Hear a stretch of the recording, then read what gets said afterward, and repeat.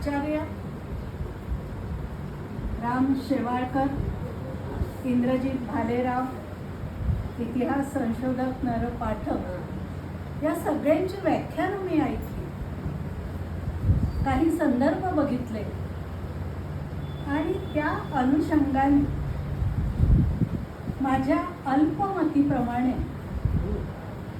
मी आज आपल्यासमोर एकनाथांचं चरित्र आणि त्याचबरोबर त्यांचं वाङ्मय कर्तृत्व जे आहे तेही आपल्यासमोर मांडण्याचा प्रयत्न करणार.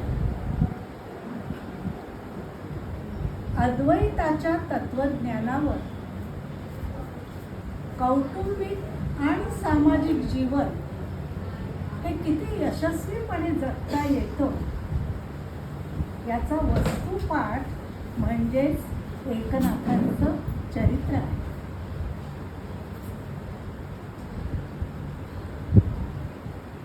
जयासी वाटे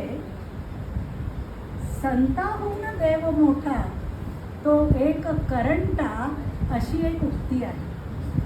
संताहुनी देव मोठा असं ज्याला वाटतं तो करंटा आहे, अशी एक उक्ती आहे. किंबहुना संत हेच देव आहे आणि म्हणूनच आज आपण संत एकनाथांच्या चरित्राच्या चिंतनाने आणि श्रवणाने प्रत्यक्ष देवाचंच दर्शन घेऊ. अनेकांना वाटतं संत म्हणजे फक्त टाळकुटे, असं नाही. अगदी ज्ञानेश्वरांच्या पासून चोखामेळापर्यंत जरी आपण बघितलं तरी या सगळ्या संतांनी समाज प्रवाहाच्या विरोधात जाऊन समाज प्रबोधन केलेलं आहे. सोपं नाही.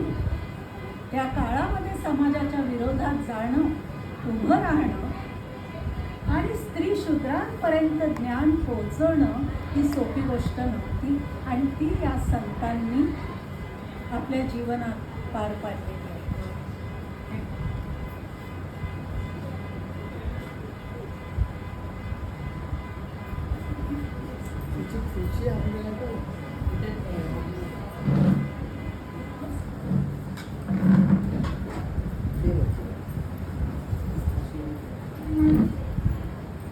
संत एकनाथांच्या आईवडिलांचं नाव अनुक्रमे रुक्मिणी आणि सूर्यनारायण आणि त्यांच्या आजोबांचं नाव होतं चक्रपाणी.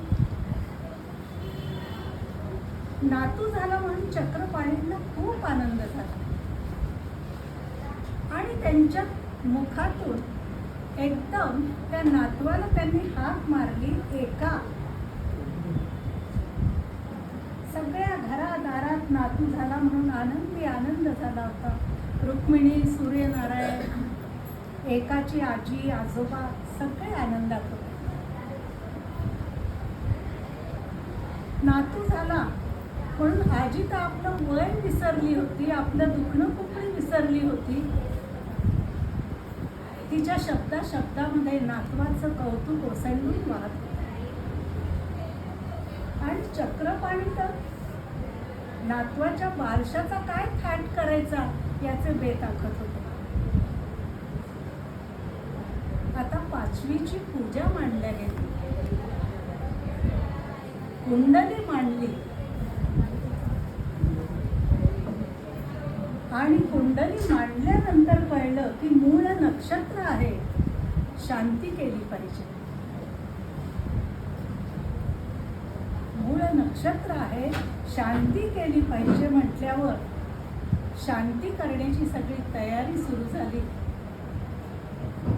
आणि दुर्दैव असं की शांती